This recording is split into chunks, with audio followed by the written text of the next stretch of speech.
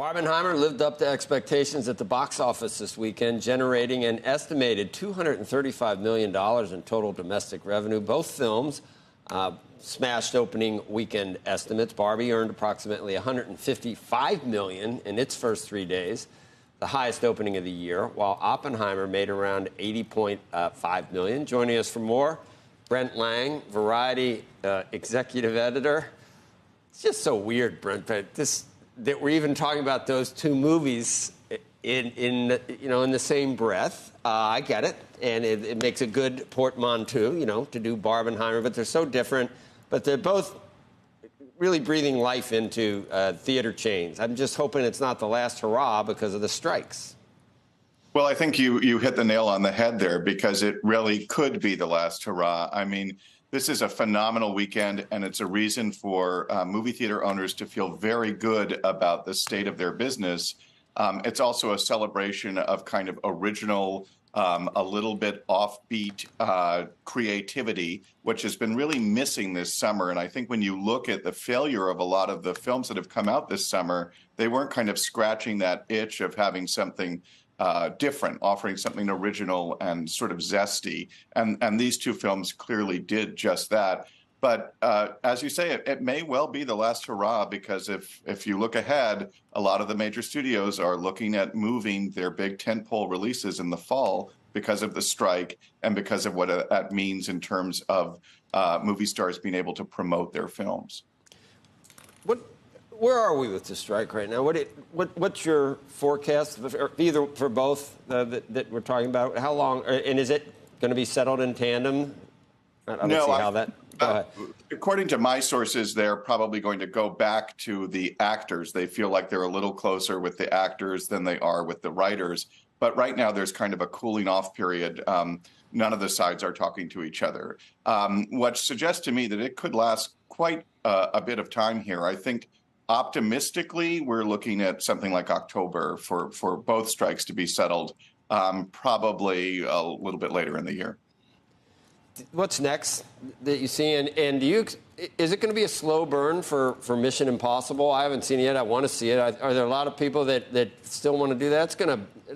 I want to see it. It's on my, I don't want to say bucket list, but close to it. Did you see Oppenheimer? I'm sure I'm going to like it more than Oppenheimer. I know Oppenheimer is very cerebral and everything, Brent, but it's definitely a different type of movie than Oppenheimer. But I think Mission Impossible will be more of an international play. It's going to really struggle, though, because if you look at a lot of these movies, what happened during COVID is delays and shutdowns added tens of millions. In the case of Mission Impossible, nearly $100 million to that film's budget. So you're looking at a $300 million film.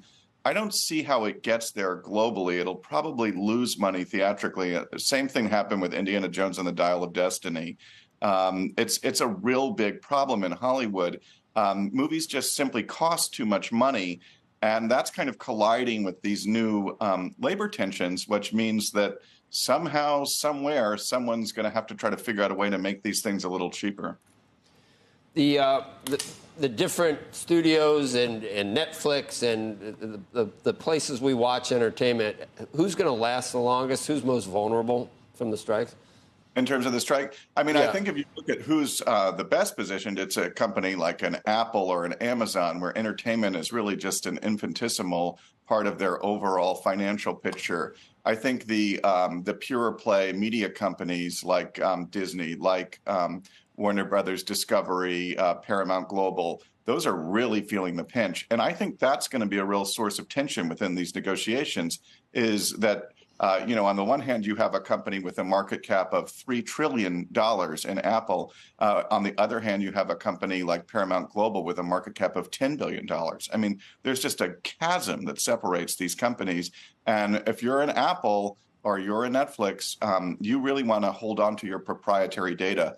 And that's been a big issue in these talks about whether or not to share data with actors and writers. And the theater chains that had a great weekend. They really did. Packed. Not an open parking space, most places. Is it we're going back to the lean years of the pandemic? If this drags on and on and on, where there's nothing opening, what's going to induce people to go to the theaters at that point? Well, I think you're okay through August. A lot of these studios have already spent money to market these films, and they banked a lot of press before the strike because they knew about these labor tensions. But then you get into September and October, and you have things like Dune 2 apparently moving. People are wondering if Disney's going to stay the course with its plans for the Marvels in November.